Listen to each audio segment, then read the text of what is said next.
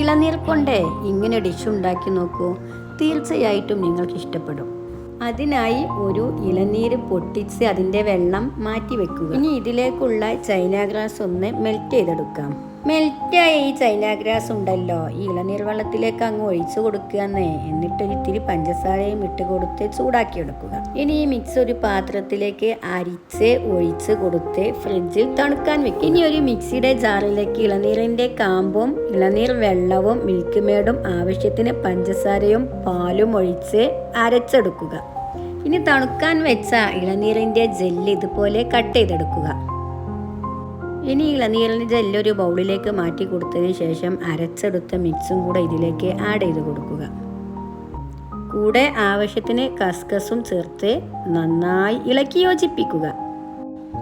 വളരെ ടേസ്റ്റിയായ ഇളനീർ ഡിസർട്ട് ഇവിടെ റെഡി ആയിട്ടുണ്ട്. ഇത്തരം വെറൈറ്റി ടേസ്റ്റി റെസിപ്പികൾക്ക് എൻ്റെ ചാനൽ ലൈക്ക് ചെയ്യൂ, ഷെയർ ചെയ്യൂ, സബ്സ്ക്രൈബ് ചെയ്യൂ. Thank you.